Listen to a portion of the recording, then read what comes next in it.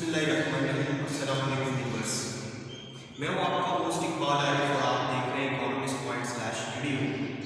The topic जो आज हम डिस्कस करने जाएंगे वो है प्रोडक्शन पॉसिबिलिटी फ्रंटियर। हम ये देखेंगे कि प्रोडक्शन पॉसिबिलिटी फ्रंटियर क्या होता है और प्रोडक्शन पॉसिबिलिटी फ्रंटियर की हम एक प्रैक्टिकल एग्जांपल भी लेंगे, एक डाटा के साथ, थ्योरेटिकल डाटा के साथ देखेंगे कि प्रोडक्शन पॉसिबिलिटी फ्रंटियर कैसे बनता है, अपॉर्चुनिटी कॉस्ट क्या होती है और उसकी डायग्राम कैसे बनती है, और लास्ट में एक very important thing, why opportunity cost is increasing. ये चार सेगमेंट है हमारे इस क्वेश्चन के, इस टॉपिक के, तो आप लोग जरा ध्यान से देखिएगा। सबसे पहले हम बात करते हैं डेफिनेशन की कि प्रोडक्शन पॉसिबिलिटी फ्रंटियर की डेफिनेशन क्या है। इट इज अ कर्व और frontier which shows maximum output, जो मैक्सिमम का मतलब होता है कि इससे ज्यादा हो नहीं सकती, maximum output of two goods और सर्विसेज। यानी हम अपनी प्रिजम्पशन में दो गुड्स को या दो सर्विसेज को लेंगे that can be produced by employing all available resources efficiently, जिनको दो चीजों के ऐसे पेयर्स को या उस मैक्सिमम आउटपुट को ये शो करता है फ्रंटियर, जिसको हम तमाम अवेलेबल रिसोर्सेज अप्लाई करके एफिशिएंटली अच्छे तरीके से बगैर वेस्ट किए अप्लाई करके जो हम आउटपुट दे सकते हैं उस आउटपुट को शो करने के लिए हम प्रोडक्शन पॉसिबिलिटी फ्रंटियर यूज करते हैं। ये तो थी इसकी डेफिनेशन। अब अगर बात करें टेबल की, तो टेबल के अंदर मैं एग्जांपल लेता हूं कि एक फार्मर है और वो दो चीजें प्रोड्यूस करता है अपनी इकोनॉमी में, व्हीट को प्रोड्यूस करता है टन्स में और कॉटन को प्रोड्यूस करता है। तो हम देखेंगे कि इसका टेबल आपने एग्जाम में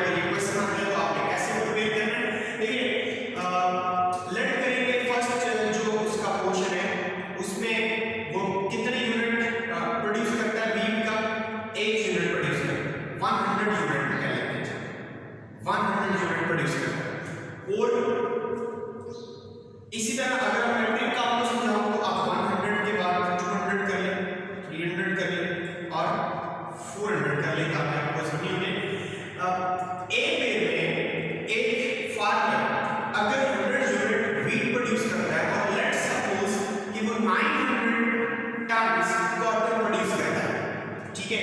इसी तरह जब वो व्हीट के यूनिट्स को बढ़ाएगा 100 से ज्यादा करेगा 200 के, तो डेफिनेटली उसको कॉटन के कुछ यूनिट सैक्रिफाइस करने पड़ेंगे।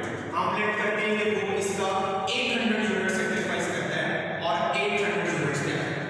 अगर फर्दर वो व्हीट के 100 यूनिट इंक्रीज करना चाहता है तो उसको फर्दर यहां से कुछ यूनिट्स को फॉरगो करना पड़ेगा। जहां पे वो 100 सैक्रिफाइस कर रहा है, अब वो 200 यहां से सैक्रिफाइस करेगा और 600 प्रोड्यूस करेगा। इसी तरह अगर वो फर्दर और ऐसे करते हैं कि इसका एक यूनिट और फर्दर प्रोड्यूस करते हैं तो इसके और ज्यादा यूनिट वो प्रोड्यूस करते हैं। मैं लेट करता हूं कि वो इसको 0 यूनिट इससे प्रोड्यूस करता है, ठीक है। अब हम बात करते हैं अपॉर्चुनिटी कॉस्ट की। तो अपॉर्चुनिटी कॉस्ट फर्स्ट, तो इससे पहले भी क्वांटिटी नहीं है, अपॉर्चुनिटी कॉस्ट का फार्मूला होता है change in cotton due to change in wheat, ठीक है। तो इससे पहले तो वैल्यू नहीं है, इसलिए हम यहां पर डैश लगा देते हैं, यहां पे कोई अपॉर्चुनिटी कॉस्ट नहीं बनती। इस पॉइंट पे बनेगी जहां पे हम निकालेंगे change in cotton over change in wheat. तो अगर हम इसका चेंज देखें तो ये हमारे पास आ रही है कितनी 100 और यहां भी चेंज कितनी आ रही है 100 से 200 पे 100 की, तो हमारे पास अपॉर्चुनिटी कॉस्ट कितनी आएगी 190। इसी तरह अगले पॉइंट पे अगर हम जाएंगे तो इसकी अपॉर्चुनिटी कॉस्ट निकालें तो चेंज इन सी जो है वो हमारे पास क्या है 200 यूनिट्स, 200 यूनिट, और यहां पे अगर हम चेंज को ये करें तो वो 100 है। अपॉर्चुनिटी कॉस्ट क्या होगी हमारे पास 2 होगी। इसी तरह अगर हम इसकी अपॉर्चुनिटी कॉस्ट निकालें change in C over change in wheat तो वो हमारे पास है 600 का डिफरेंस है, 600 ओवर 100, अपॉर्चुनिटी कॉस्ट क्या होगी 6 होगी, ठीक है। ये इसका टेबल है। ये अपॉर्चुनिटी कॉस्ट अपना क्या बिहेवियर शो कर रही है कि ये इंक्रीजिंग है, 1 से 2 होती है, 2 के बाद 6 होती है।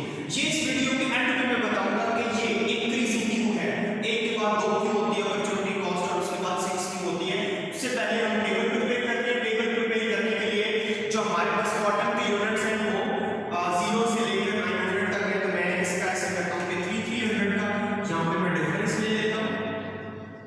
300, then 600, then 900, मैक्सिमम हमारी वैल्यू 900 थी। ठीक है, इसी तरह ये जो वीट है, वीट के टर्म्स 100 से 400 तक है, तो इसका भी मैं 100 का यहाँ पर डिफरेंस ले लेता हूँ। 100,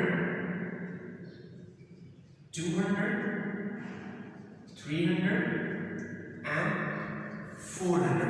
ठीक है, या इसका डिफरेंस जो है वो थोड़ा कम आ रहा है, तो मैं इसके डिस्टेंस को प्रॉपर यूटिलाइज कर लेता हूँ ताकि कर्व जो है वो बहुत अच्छे से बन सके। 100, 200, 300 एंड देन 400। तो पहला पेज जो है हमारे पास एक 100 और 900 का, जहां पे वीट 100 है, वीट जहां पे 100 है, कॉटन वहां पे 900 है। ठीक है, 100 और 900 का कॉम्बिनेशन है।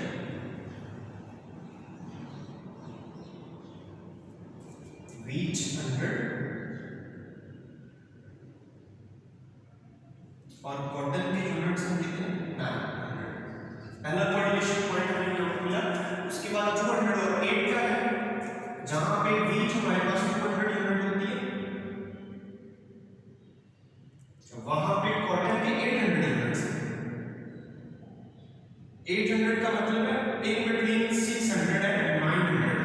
6 के बाद 7, 7 के बाद 8, यानी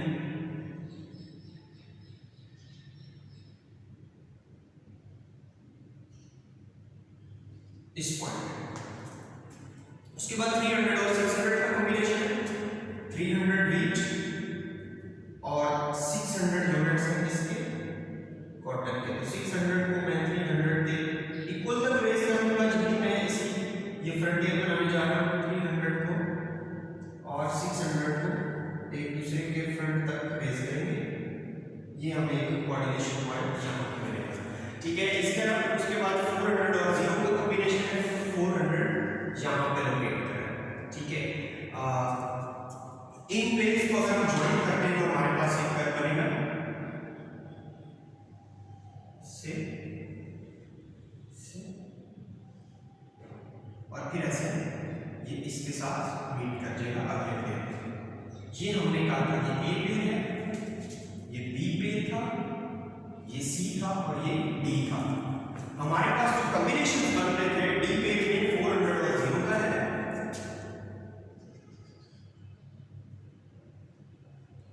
0 और 400, उसके बाद 600 और 300,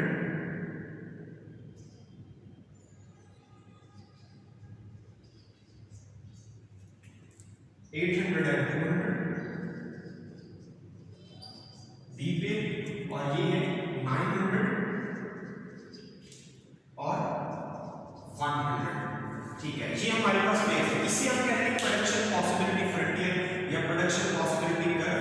ठीक है, ये डिफरेंट पेज है जो ऑल अवेलेबल रिसोर्सेज को इस्तेमाल करके ये इकोनॉमी के अंदर प्रोड्यूस कर सकता है, कॉटन को और वीट को। और इसके बाद लास्ट सेगमेंट जो है वेरी शॉर्टली, जिसमें हम कह रहे हैं कि why opportunity cost increasing. Opportunity cost जो है वो इंक्रीजिंग क्यों होती है, उसकी सिंपल सी ये रीजन है कि जब आप एक इंडस्ट्री से दूसरी इंडस्ट्री, आप जब वीट से कॉटन की तरफ अपने रिसोर्सेज को शिफ्ट करते हैं तो वो रिसोर्सेज टोटली अडॉप्टेबल नहीं होते। मिसाल के तौर पे मैं किसी और इंडस्ट्री की बात करता हूँ, अगर आप स्टील प्रोडक्ट से आप शू प्रोडक्ट मतलब आप लेदर प्रोडक्ट्स बनाने जाते हैं, तो स्टील प्रोडक्ट्स बनाने वाली फैक्ट्री का जो इक्विपमेंट है वो उस प्राइस का नहीं बिकेगा जिस प्राइस का आपने परचेज किया था, वो पुराना हो चुका होता है। उन रिसोर्सेज को सेव करके जब आप नई मशीनरी खरीदते हैं तो वहाँ पे ज़्यादा एक्सपेंस आता है। जो प्रीवियस आपके पास चीज़ें रिसोर्सेज या मशीनें एग्जिस्ट कर रही होती है उसकी प्राइस रिड्यूस हो चुकी होती है। इसलिए हम कहते हैं बिकॉज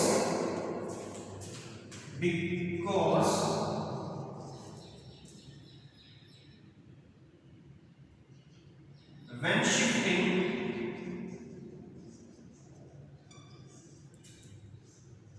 from one production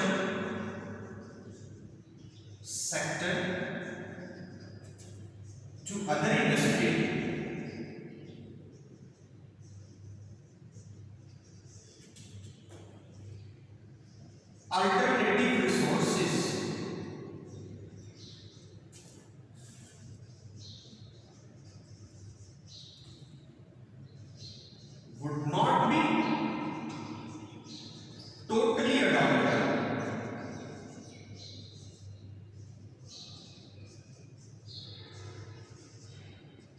क्योंकि एक इंडस्ट्री से दूसरी इंडस्ट्री में जब आप मूव कर रहे होते हैं तो आपके जो रिसोर्सेज है वो टोटली अडॉप्टेबल नहीं होते, इसलिए आपकी जो अपॉर्चुनिटी कॉस्ट है वो हमेशा इंक्रीजिंग होती है।